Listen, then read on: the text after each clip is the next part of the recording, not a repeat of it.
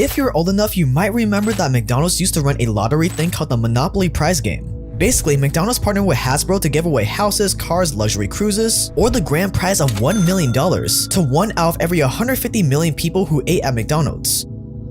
The game Monopoly has come to life at McDonald's. Win a McDLT, Coca-Cola, or $1 million.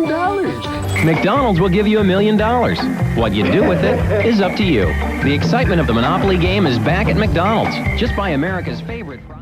These Monopoly game pieces and instant win cards were attached to drink cups, french fry packets, burger boxes, and even on advertising inserts in magazines. All you had to do was find the right set of properties or an instant win piece and you could walk away with anything from a free soda to an entire house and more. It was a genius marketing tactic. All over the US and Canada, people were going crazy until it all went wrong. Armed robbers would even hold up restaurants and force employees and customers to hand over their Monopoly game pieces. Americans and Canadians everywhere were scrambling to become overnight millionaires, but what was weird was that it seemed like no one ever won. Sure, there were odd winners here and there.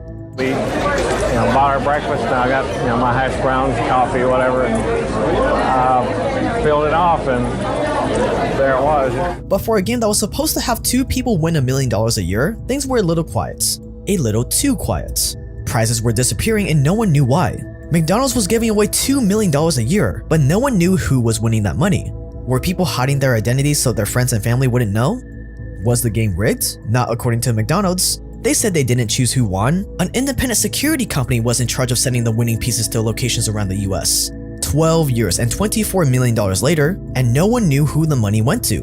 And it all centered around a guy named Jerome Paul Jacobson. See, Jerome Paul Jacobson found a way to scam McDonald's out of $24 million over 12 years. It's a story of theft, greed, it involved the mafia, the FBI, and he almost got away with it.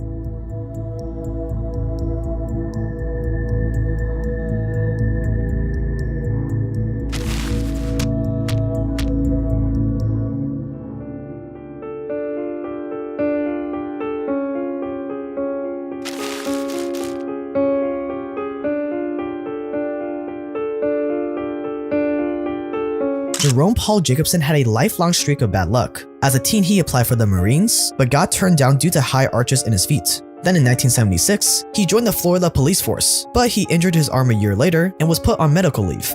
Just as he was recovering from his injury, Jerome collapsed with paralysis in his arms, legs, eyes, and respiratory system. He was diagnosed with a rare neurological illness, and his wife had to leave her job to look after him. Soon after, he was declared unfit to return to work. Then in 1981, Jerome's wife got him a job as a security auditor where she was working too. It looked like he finally caught a break. But the couple argued so much at work that 2 years later they got divorced. A pretty sad life. But then after his divorce, things suddenly began to change.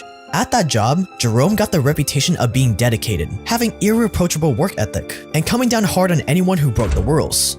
He was the perfect security auditor and worked himself up to where he was in charge of the firm's most important clients, Simon Marketing.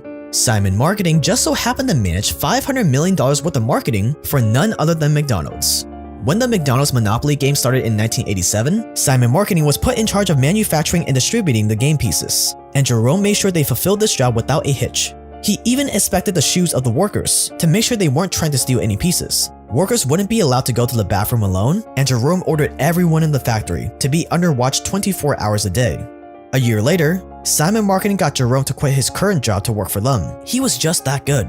Jerome was now put in charge of taking care of the biggest winning game pieces. He would take possession of them, seal them in envelopes with tamper-proof tape, fly out to McDonald's factories in first class, and place them on food packaging that would be sent out to McDonald's locations. He even had the idea to add watermarks to the tickets so they couldn't be faked. So much trust was put into one man, and for years he never thought once about abusing his power. That is, until he found out the system was rigged anyways. Now, if you care about your life, you really should never eat fast food. A good rule of thumb to feeling a lot better in every way is to only eat real food. And to make real food, you're gonna need some solid kitchen knives. That's where Kamikoto comes in. Kamikoto makes these beautiful, handcrafted Japanese steel kitchen knives using centuries-old traditional techniques from Japan. These knives are used by a ton of chefs at Michelin-star restaurants from all across the world. They use real Japanese steel sourced from mills in Japan. Each knife is individually inspected and comes with a lifetime guarantee. You get real Japanese steel at a fraction of the cost. Each knife comes in a beautiful, heavy-duty ash wood box, which makes them a great gift. Inside you get a certificate of authenticity. The knives feel super solid like a giant hunk of Japanese steel in your hand. And of course, they are very, very sharp.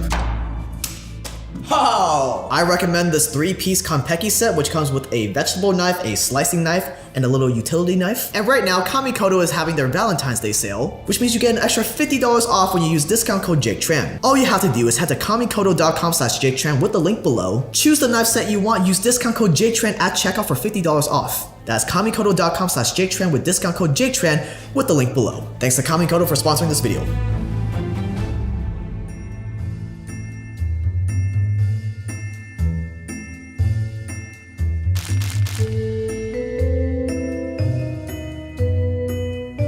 By the late 1980s, Jerome Jacobson was earning $70,000 a year to fly first class and boss people around. This was all he ever dreamed of, but somehow he still felt like he wanted more. One day, Jerome noticed that whenever Canada was chosen as the destination for an instant win tickets, it would immediately be scrapped and rerouted somewhere in the US. Simon Marketing was rigging the game. This is an extremely important turning point for our guy Jerome. Think about it, he spent his entire life struggling, only to find out his entire existence was based on a lie, on a rigged system. One can only imagine how disillusioned he felt. So he collected the information on the rigging and kept it in his back pocket for later.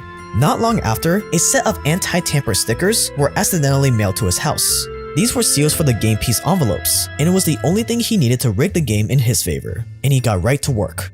Whenever he was on a flight to drop off the game pieces, an independent auditor, usually a woman, would tag along and watch him. The only place she couldn't follow him was the toilets, so that's where he made the swap. He would open the envelope, remove the instant win card, replace it with a less valuable piece, and then replace the tamper-proof tape, and no one was the wiser. Now there was just one last problem to solve in Jerome's rackets. He couldn't cash in the game pieces himself. McDonald's would want pictures and interview, and then they would realize that he was the main guy in charge of the game and he would be exposed. So he turned to his friends and family. Jerome gave his brother a winning piece worth $25,000, then he gave his local butcher one that was worth $10,000 in exchange for $2,000 of the earnings. He built up his courage and finally stole a $1 million prize piece and immediately hid it in a safety deposit box. He wanted it all to himself. The next $1 million piece he stole, he sent to the St. Jude's Children's Research Hospital in Tennessee. And now that he built up some confidence, it was time to step it up a notch.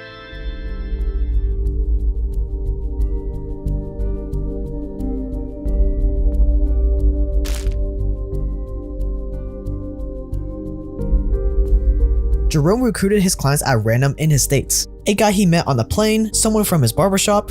It was always random, which made it difficult for cops to connect the dots. He would sell game pieces to people up front or take a percentage of their winnings after they claimed the prize. Then he would arrange for his clients to travel out of state, rent an apartment, a car, pay bills, all to make it look like they really lived in the state they claimed the prize from. Jerome was making big money, but then he met a member of the Colombo Mafia family, a wise guy by the name of Jerry Colombo. Then, the operation just got bigger. Instead of selling only the $1 million prize pieces, Jerome started stealing other prizes too. He sold Colombo the winning ticket for a Dodge Viper. And with his new crime family connections, he wasn't just selling to his neighbors or family anymore. He was selling to mob members, pimps, drug dealers, anyone with the money to afford these grand prizes. Every time these people claimed their prizes, they avoided any publicity. They obviously wanted their privacy. But after 12 years of every winner refusing to show their face, people started to get suspicious.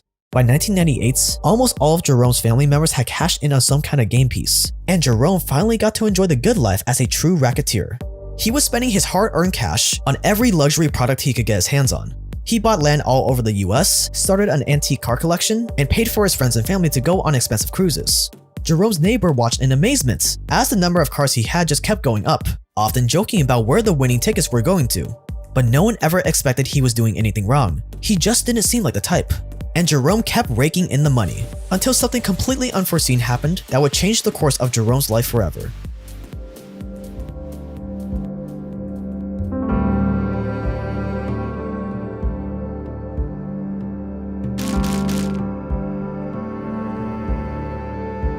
In 1998, around 10 years since this racket started, Jerry Colombo and his wife argued almost every day. They were on the brink of divorce and wanted to give their marriage another shot. But it was never meant to be, because soon after, they got into a massive car accident with his wife behind the wheel. Jerry Colombo died in the hospital, and suddenly all eyes were on his wife.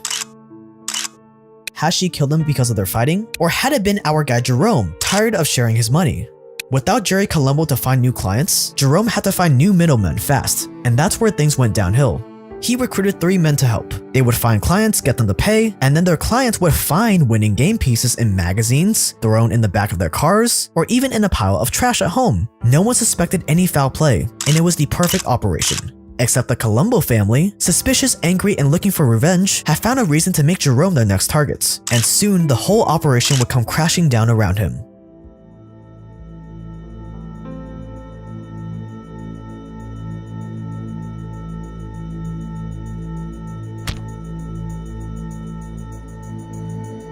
In March 2000, an anonymous caller told FBI Special Agent Dent that a man named Uncle Jerry was rigging the McDonald's Monopoly game. The rat? Probably someone from the Colombo crime family. Agent Dent immediately called a McDonald's spokesperson to share the news and begin the investigation. Suddenly, a lot of questions came bubbling to the surface. Why did none of the winners want to go public? Where are they now? And if this Uncle Jerry was rigging the game, who else was involved?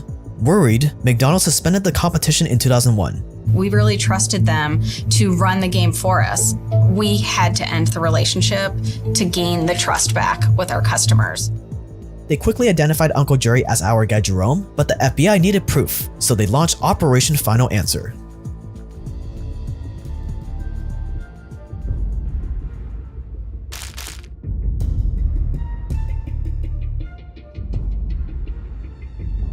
Operation Final Answer involved months of surveillance on Jerome and his associates. The group had become so comfortable with their methods that after 12 years they never expected the FBI to be watching. They installed a wiretap on Jerome's phone, which led them to a huge ring of sidekicks, strip club owners, and convicts. FBI surveillance even trailed Jerome all the way to South Carolina, where he met with a guy named John Davis. The FBI couldn't catch the transfer of the winning piece on tape, but 8 days later, the McDonald's rep called Agent Dent and told him that someone had called in to claim that they found the winning piece. The winner? John Davis, the man Jerome just sold to. Now the FBI had everything they needed.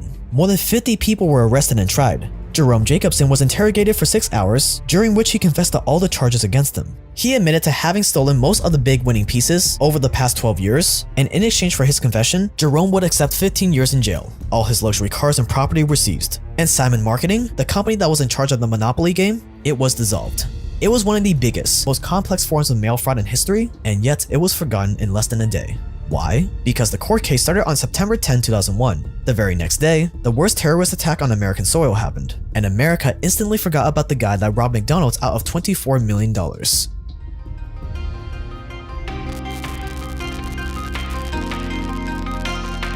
Subscribe for more business documentaries on money, power, war, and crime just like this one for free.